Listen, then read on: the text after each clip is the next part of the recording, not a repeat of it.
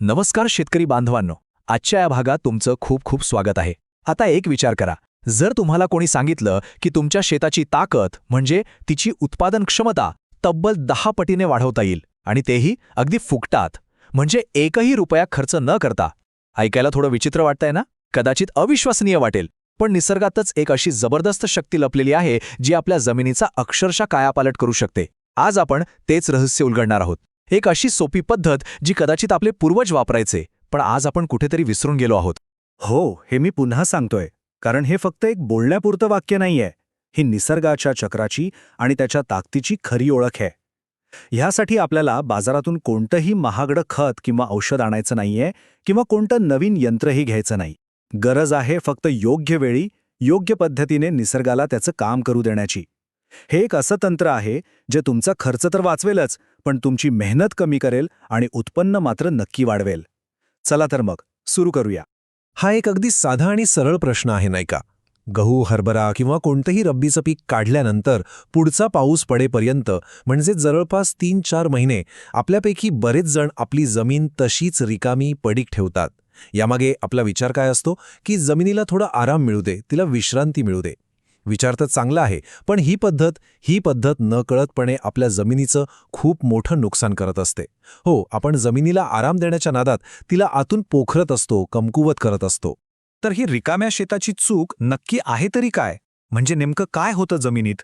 जेव्हा आपण पीक काढल्यावर जमीन नांगरणी न करता तशीच उघडी सोडून देतो, तेव्हा वरून तर ती एकदम शांत दिसते, पण जमिनीच्या पोटात म्हणजे आतमध्ये एक वेगळंच युद्ध सुरू असतं. हे एक असं नुकसान आहे जे आपल्याला लगेच डोळ्यांना दिसत नाही, पण हळूहळू वर्षानुवर्षे जमिनीचा कस आणि तिची ताकद पूर्णपणे संपवून टाकतं. चला बघूया हे नुकसान नेमकं कसं होतं ते. असं समजा की आपली जमीन म्हणजे एक जिवंत शरीर आहे आणि जेव्हा ते पडीक असतं तेव्हा ते मजबूत नाही होत, उलट त्याची शक्ती कमी होते. होतं काय की पीक काढल्यावर जमिनीत जो काही ओलावा शिल्लक राहिलेला असतो तो वरच्या थरात तसाच राहतो. कडक उन्हामुळे जमिनीचा वरचा 4-5 इंचाचा थर दगडासारखा कडक होतो, पण त्याच्या खाली मात्र ओल तशीच टिकून राहते. या कडक थरामुळे बाहेरची हवा आत जात नाही आणि आतली हवा बाहेर येत नाही, म्हणजे जमिनीचा श्वासच गुदमरतो. आणि याच काळात जमिनीच्या आत आपल्या पुढच्या पिकासाठी भयंकर शत्रू जन्माला येतायत आणि वाढायला लागतात. आता विचार करा, आपल्या जमिनीवर कसा दुहेरी हल्ला होतोय. एकीकडे तिला रिकामी पडीक ठेवून आपण तिची नैसर्गिक ताकद कमी करत आहोत, तिचा श्वास कोंडत आहोत. आणि दुसरीकडे आपण काय करतो? पीक असताना तणनाशकं आणि रासायनिक खतांचा इतका मारा करतो की तिच्या पोटात असलेले कोट्यावधी मित्र जीवाणू जे जमिनीला जिवंत ठेवतात त्यांना आपणच मारून टाकतो. म्हणजे एका बाजूने नैसर्गिक नुकसान आणि दुसऱ्या बाजूने आपल्या हाताने केलेलं नुकसान. या दोन्ही मार्गांनी आपण जमिनीला संपवत चाललो आहोत. आतापर्यंत आपण पाहिलं की रिकामं शेत ठेवणं जमिनीला कसं कमजोर करतं, पण खरी आणि मोठी समस्या तर आता सुरू होते. या पडीक, वरून कडक आणि आतून दमट झालेल्या जमिनीत आपल्या पिकांचे काही खतरनाक शत्रू आपलं घर तयार करतात. हे असे शत्रू आहेत जे वरून दिसत नाहीत, पण जमिनीखाली आपली फौज तयार करत असतात. फक्त योग्य वेळेची, म्हणजे पुढच्या पिकावर हल्ला करण्याची वाट बघत असतात. चला या छुप्या शत्रूंना एक एक करून ओळखूया. यातला पहिला आणि सगळ्यात खतरनाक शत्रू मोथा गवत. याला काही भागात लव्हाळा असंही म्हणतात. अरे बापरे, हे एक असं चिवट तण आहे ना की जे एकदा शेतात पसरलं की शेतकऱ्याला अक्षरशः रडकुंडीला आणतं. नांगरणी न केलेल्या जमिनीत काय होतं, याच्या गाठी खोलवर जातात आणि जमिनीच्या आतल्या ओलाव्यावर आरामात जगतात, सुरक्षित राहतात. तुम्ही वरून कितीही वेळा खुरपणी करा, औषधं मारा, या गाठी जिवंतच राहतात आणि पाऊस पडला रे पडला की पुन्हा जोमाने वर येतात. मोठा गवताचाच एक भाऊ आहे, तो म्हणजे दूब गवत किंवा हरळी. हे सुद्धा तितकंच हट्टी आणि त्रासदायक.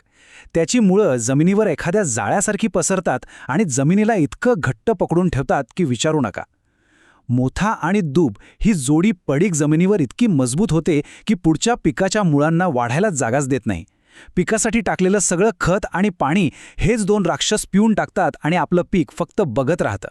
तणांसोबतच एक अदृश्य पण त्याहूनही भयंकर शत्रू वाढत असतो, तो म्हणजे हानिकारक बुरशी. जमिनीच्या वरच्या थरात जो ओलावा टिकून राहतो ना, तो या बुरशीच्या वाढीसाठी जणू काही पार्टीच असते. फ्युझॅरियम, रायझोक्टोनियासारख्या खतरनाक बुरशी इथेच वाढतात. आणि मग जेव्हा आपण पीक लावतो तेव्हा मुळकूज आणि खोडकूज सारखे रोग येतात. आपण बघतो की चांगलं हिरवंगार पीक अचानक सुकून गेलं, जळून गेलं. त्याचं कारण वर नाही तर जमिनीखाली वाढलेली ही बुरशीच असते. थांबा, शत्रूंची यादी अजून संपलेली नाहीये. ह्याच दमट आणि शांत वातावरणात वाळवी, हुमणी, अळी आणि सूत्रकृमी म्हणजे निमॅटोड्स सारख्या किडींची अंडी आणि कोश एकदम सुरक्षित राहतात. त्यांना वाढण्यासाठी याच्यापेक्षा चांगली जागाच मिळू शकत नाही. त्या जमिनीखाली आरामात आपली संख्या वाढवतात आणि जसंही आपण पुढच्या पिकाची लागवड करतो तशा त्या ताज्या कोवळ्या मुळांवर हल्ला करायला तयारच असतात. म्हणजे आपण नकळतपणे आपल्याच शेतात आपल्याच खर्चानं या शत्रूंचा पालन पोषण करत असतो. बापरे, इतक्या सगळ्या समस्या आणि शत्रूंबद्दल ऐकून काळजी वाटणं अगदी स्वाभाविक आहे. पण अजिबात घाबरू नका, कारण ह्या सगळ्या शत्रूंना मोथा, हरळी, बुरशी, किडी ह्या सगळ्यांना एकाच फटक्यात एकाच वेळी संपवणारं एक ब्रह्मास्त्र आपल्याकडे आहे. एक साधा, सोपा आणि पूर्णपणे मोफत उपाय, आणि तो म्हणजे उन्हाळी खोल नांगरणी. हो, ही एक अशी जादूची कांडी आहे जी तुमच्या जमिनीला ह्या सर्व शत्रूंपासून मुक्त करेल आणि तिला पूर्वीपेक्षाही अधिक निरोगी आणि शक्तिशाली बनवेल. ही प्रक्रिया अतिशय सोपी आहे, पण यातली प्रत्येक पायरी, प्रत्येक गोष्ट खूप महत्त्वाची आहे.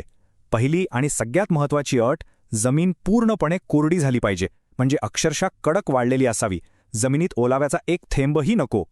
दुसरी पायरी, नांगरणी वरवरची नाही, दिखाव्यापुरती नाही, तर खोलवर करायची आहे. आणि तिसरी पायरी, नांगरणी अशी करायची की माती भुसभुशीत होता कामा नये, उलट जमिनीतून मोठी मोठी ढेकळं बाहेर आली पाहिजेत. ह्या 3 गोष्टी जर तुम्ही अचूक साधल्या तर आपलं काम फत्तेत झालं म्हणून समजा. आता प्रश्न येतो की खोल म्हणजे किती खोल? तर कमीत कमी 8 ते 9 इंच खोल नांगरणी व्हायलाच पाहिजे. यामागे एक शास्त्रीय कारण आहे. आपल्या पिकांची 90% मुळं जी अन्न आणि पाणी घेतात ती याच 8-9 इंचाच्या थरात असतात. आणि आपण आत्तापर्यंत जे शत्रू पाहिले, मोथा आणि हरळीच्या गाठी, बुरशीचे कण आणि किडींच्या आळ्या, हे सगळे याच थरात लपून बसलेले असतात. त्यामुळे आपल्याला नांगराचा फाळ थेट त्यांच्या घरातच घालायचा आहे आणि त्यांना बाहेर उन्हात फेकायचं आहे. ही एक चूक खूप शेतकरी बांधव करतात आणि त्यांची सगळी मेहनत वाया जाते. ते काय करतात? जमिनीला आधी पाणी देतात आणि मग नांगरतात. का? तर नांगरणी सोपी होईल. पण हीच सगळ्यात मोठी चूक आहे. असं केल्याने मोठी ढेकळं निघत नाहीत, उलट चिखल होतो आणि माती भुसभुशीत होते. जमिनीखालचे शत्रू मरण्याऐवजी त्यांना पाणी मिळाल्यामुळे ते अजून ताकदवान होतात. योग्य पद्धत एकच आहे, कडक उन्हात पूर्ण वाळलेल्या जमिनीत नांगरणी करणं. हो, ट्रॅक्टरला थोडा जोर जास्त लागेल, डिझेल थोडा जास्त लागेल, पण फायदा 100 नाही 200% मिळेल. आता जरा यामागचं विज्ञान समजून घेऊया की फक्त जमीन तापवून आणि ढेकळं काढून एवढा मोठा चमत्कार होतो कसा. याचं उत्तर दडलं आहे निसर्गाच्या 2 सगळ्यात मोठ्या शक्तींमध्ये. एक म्हणजे आपला सूर्य आणि दुसरा म्हणजे वारा.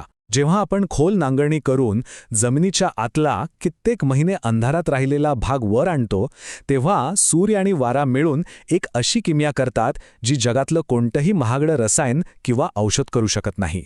या कामासाठी योग्य वेळ साधणं खूप महत्त्वाचं आहे.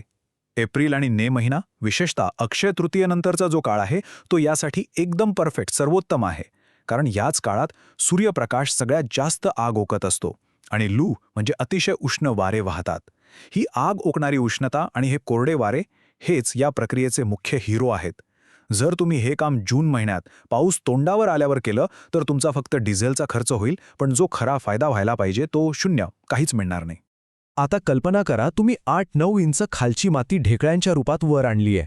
आता सूर्य आपली जादू सुरू करतो. त्याची अतिशय तीव्र किरणं त्या ढेकळ्यांवर पडतात आणि ती ढेकळं 45 ते 50 डिग्री सेल्सिअसपर्यंत तापतात. या नैसर्गिक भट्टीमध्ये मोथा आणि धूपगवताच्या गाठी अक्षरशः भाजून निघतात. त्यांचं पाणी सुकून जातं. हानिकारक बुरशीचे कण आणि जीवाणू या उष्णतेत जळून भस्म होतात. वाळवी आणि हुमणीच्या अळ्या आणि अंडी उन्हामुळे नष्ट होतात. आणि सगळ्यात महत्त्वाचं, सूर्यप्रकाश जमिनीला सौर ऊर्जेने एका बॅटरीप्रमाणे चार्ज करतो. सूर्याचा मित्र वारा तोही काही मागे राहत नाही. एप्रिल-मे महिन्यात जे जोरदार आणि उष्ण वारे वाहतात ना, ते आपल्यासोबत आजूबाजूच्या परिसरातील पालापाचोळा, वाळलेली पानं, सेंद्रिय कण आणि सुपीक मातीचे हलके कण घेऊन येतात. जेव्हा ही हवा तुमच्या ढेकळं काढलेल्या शेतावरून जाते, तेव्हा ही सगळी मौल्यवान गोष्ट त्या मोठ्या ढेकळांच्या खाचांमध्ये अडकून बसते. हे दुसरं तिसरं काही नाही तर निसर्गाने आपल्या शेतात आणून टाकलेलं एक मोफतचं सेंद्रिय खत आहे. आता एक खूप महत्त्वाचा प्रश्न तुमच्या मनात नक्की आला असेल की या सगळ्या प्रक्रियेत जमिनीतील आपले जे मित्र आहेत, जसं की गांडूळ, त्यांचं काय होतं? तेही या उष्णतेत मरून जातात का? तर याचं उत्तर आहे अजिबात नाही. निसर्गाने खूप भारी सिस्टम बनवली आहे. गांडुळांमध्ये एक अद्भुत नैसर्गिक समज असते. जेव्हा जमिनीच्या वरच्या थरातला ओलावा कमी होतो आणि उष्णता वाढायला लागते तेव्हा त्यांना धोका लगेच कळतो आणि ते स्वतःहून जमिनीच्या अजून खोल, थंड आणि ओलसर थरांमध्ये निघून जातात, जिथे ते पूर्णपणे सुरक्षित राहतात. त्यामुळे निसर्ग आपल्या मित्रांची काळजी स्वतःच घेतो. चला आता आपण या कथेच्या शेवटच्या आणि सगळ्यात आनंददायी भागाकडे वळूया. आपण समस्या पाहिली, शत्रूंना ओळखलं, त्यांच्यावर ब्रह्मास्त्र कसं वापरायचं तेही पाहिलं. आता बघूया की या एका साध्या पण शास्त्रीय कामानंतर जेव्हा पावसाचे पहिले थेंब त्या जमिनीवर पडतील तेव्हा आपल्या शेतात नक्की काय चमत्कार घडणार आहे आणि त्याचे फायदे आपल्याला कसे मिळणार आहेत. तो क्षण फक्त डोळ्यासमोर आणा. 1.5-2 महिने तुमचं शेत कडक उन्हात तापून निघालं आहे. ढेकळं पूर्णपणे भाजून निर्जंतुक झाली आहेत. आणि मग मृग नक्षत्राचा पहिला पाऊस येतो.